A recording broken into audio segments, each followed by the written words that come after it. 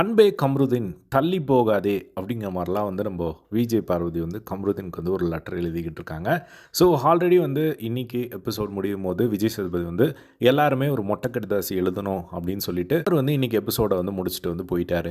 அதுக்கப்புறமா எல்லாருமே வந்து லெட்டர் எழுத ஆரம்பிக்கிறாங்க. ஸோ அதில் ஒரு சில லெட்டர் வந்து ஜூம் பண்ணி காமிச்சாங்க. நாளைக்கு தான் வந்து ரிவீல் பண்ண போகிறாங்க. பட் இன்றைக்கே வந்து பார்த்திங்கன்னா அந்த லெட்டரை வந்து ஒரு சிலர் மட்டும் வந்து அந்த கேமரா மூலமாக வந்து ரிவீல் பண்ணாங்க. ஸோ அதில் ஃபர்ஸ்ட் லெட்டராக வந்து நம்ம பார்வதி இது. ஸோ பார்வதி வந்து கம்ருதீனுக்கு வந்து எழுதுகிறாங்க. அன்பே கம்மு, இப்போதெல்லாம் உன் தாடியை பார்க்குறது, தாடி இல்லாமல் உன்னை பார்க்குறதுக்கு நாராசமாக இருந்தாலும் ஏனோ தெரியல, உன் குழந்தைத்தனமான ஒரு சில விஷயங்கள் நடவடிக்கைகள் பார்க்கும்போது இன்னும் உன் கூட நெருங்க தோணுது. ஸோ தள்ளி போகாதே அப்படிங்கிற மாதிரி ஒரு லவ் லெட்டர் எழுதுற மாதிரி தான் வந்து இந்த ஒரு லெட்டர் வந்து எழுதியிருக்காங்க. ஸோ ஆனால் இவங்களுக்கு வந்து கமருதீனை வந்து ரொம்ப பிடிச்சிருக்கு அப்படிங்கிறது மட்டும் நல்லா வந்து தெரியுது. ஸோ இது ஒரு பக்கம் இருக்க. ஸோ நெக்ஸ்ட் லெட்டர் வந்து பார்த்திங்கன்னா நம்ம வினோத் வந்து எழுதியிருந்தார். ஸோ அவர் வந்து திவ்யா கணேஷ்க்கு வந்து எழுதியிருந்தாங்க.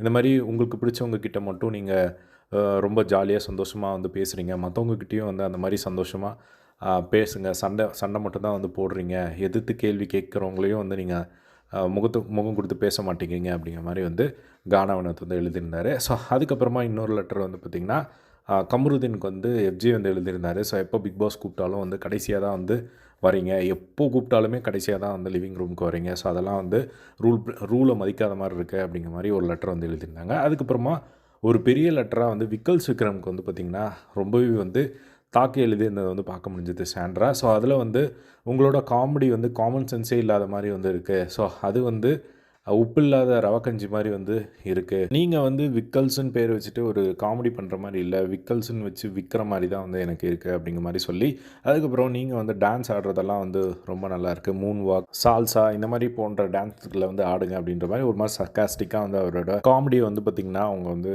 குத்தி எழுதியிருக்க மாதிரி வந்து இருக்குது. ஸோ இந்த லெட்டர்லாம் நாளைக்கு எப்படி அட்ரஸ் பண்ண போகிறாங்கன்னு தெரியல. ஸோ நிறைய லெட்டர்ஸை வந்து இப்போ எல்லாருமே வந்து எழுதி அந்த பாக்ஸ்குள்ளே வந்து போட்டுடுறாங்க. இது மட்டும் தான் வந்து லைவில் காமிச்சாங்க. ஸோ இதுக்கு மேலே எப்படி இருக்க போகுது நாளைக்கு அப்படிங்கிறத வெயிட் பண்ணி தான் வந்து பார்க்கணும். ஸோ இந்த ஒரு லெட்டரில் பார்க்கும்போது உங்களுக்கு என்ன தோணுச்சு அப்படிங்கிறத கமெண்ட் பாக்ஸில் ஷேர் பண்ணுங்கள். இதே மாதிரி எல்லா பிக் பாஸ் லைவ் எப்படி தெரிஞ்சுக்க நம்மளோட சேனலை சப்ஸ்கிரைப் பண்ணி சப்போர்ட் பண்ணுங்கள். தேங்க்ஸ் ஃபார் வாட்சிங். பை.